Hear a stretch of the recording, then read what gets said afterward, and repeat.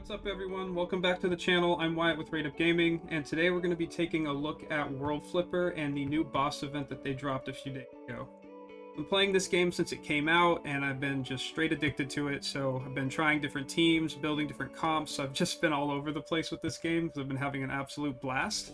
And I took on the new boss event, and I want to show you guys the team I used and just kind of the consistency and how it works, and just go over the different difficulties and what that all entails. Alright guys, we're going to hop over to the event tab, and we're going to find the Shadowflash Serpent. This is where you're going to find the new boss fight that World Flipper just released.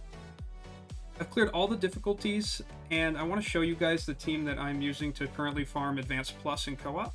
So if we hop on over to Co-op and queue up for a dungeon run, I want to go over this team right here. So Celti and Rams are paired up, Furia and Jester, and Shishiro and Viren. The Celti Ram column is awesome because this column is like a nuke. I mean, Ram's buffing his own skill damage, helping Celti also gain damage, so it's just a huge nuke when they go off. The Furia and Jester column, which is my column 2, that is, I would say that's the MVP of this team, honestly, in this event. You have Furia keeping everybody healthy, he's healing, he's granting your team levitate. And while they're levitating, they've got attack buffs. You've got Jester stripping off the boss's buffs. So throughout this event, Opus is going to put buffs up. And Jester, when he ulties, per hit up to 2 times, can strip those buffs off of Opus, which allows your team to, do more damage. Opus is now taking more from you. He's resisting less. He's dealing less damage. I mean, Jester all around is a huge MVP here. And I have Shishiro and Viren in the 3rd column. Shishiro is pretty awesome. I've seen a lot of people using him as the leader. I didn't have as much investment in Shishiro as I did for Celti. So I have him in my 3rd column, and I've been put Viren as the support for Shishiro. This is going to grant the whole team Pierce, which means the team can move through objects, move through the boss, not bounce off. And this helps in one of the phases that Opus does is he puts up a bunch of breakpoints before doing a big AoE attack, and when Viren and Shishiro's column ulti goes off, you're going to be flying through that, breaking, stunning the boss, and if you can get Furia and Jester to trigger at that same time, you're going to be stripping the buffs that Opus has on him, so he'll be stunned with no buffs, you'll be healing, doing damage, and Celti and Rams on top of that are going to be doing a ridiculous amount of nuke damage. So this team has been just absolutely phenomenal for me. I've made the classic mistake of leveling up too many units playing this game. I've just been having so much fun playing it, and it's been so hard to stay focused on one core team. I know is the classic gotcha mistake, so I've been just messing with different units here and there, and this is the best team that I could currently put together. I know some people don't have Furia, and he's a pretty solid healer. You guys could use the 3-star fire healer Jin. He's a pretty optimal replacement for Furia if you do not have Furia. He's just a 3-star fire, and he can keep your team healthy and kind of keep you going through this event if you're having struggles staying alive, taking too much damage.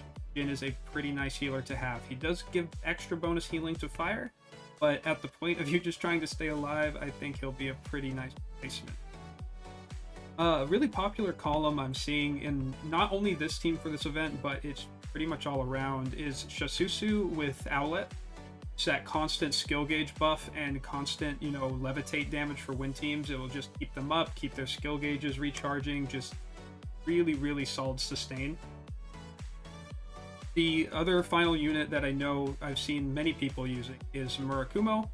He is the free-to-play 5-star wind that is dropped from the Orochi boss battle, and that is for the nuke comp. So you're going to build your team as Murakumo as the leader, or you're going to have him supporting Shishiro, and I've seen these comps just dealing utterly ridiculous amounts of damage. Like, it's just dead in 6 seconds, dead in 10 seconds. It's insane.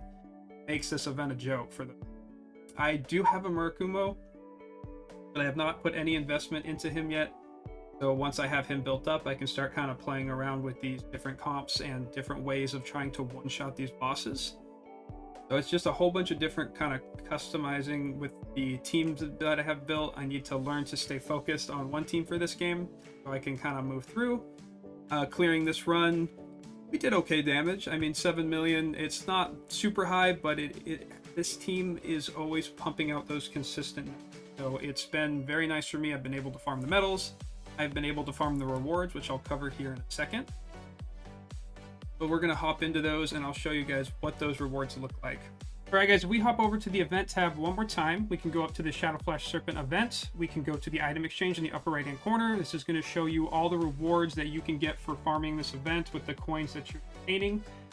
You can get 5-star weapon, 4-star weapon, you can get mana board materials, EXP, mana, a lot of just free, really easy to obtain items after you get a team going. You can take a look at the 4-star weapon, the Shadowflash Spear.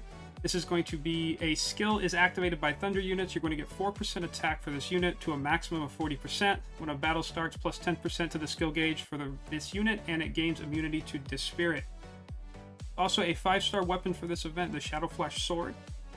If we take a look at the Shadowflash Sword, you are going to be gaining 6% to attack for this unit to a maximum of 60 when the battle starts, and plus 15% to the skill gauge. And this unit also gains immunity to Dispirit. So that's any kind of lethargic effect that would interrupt or disrupt what you're trying to do with your team. You would gain immunity to that and be able to take on any event and fight bosses easier. All right, guys, that is it for the Shadowflash Serpent event coverage that I'm going to do. If you guys have taken on this event already or just starting to, go ahead, comment the teams you guys are using, what you've been successful with, what you're trying out. I'd love to see the different team combinations and just ideas that are floating around. Thank you so much for watching again. I really appreciate it. And remember, hit that thumbs up. It hopes to help bring my rates up. Peace, guys.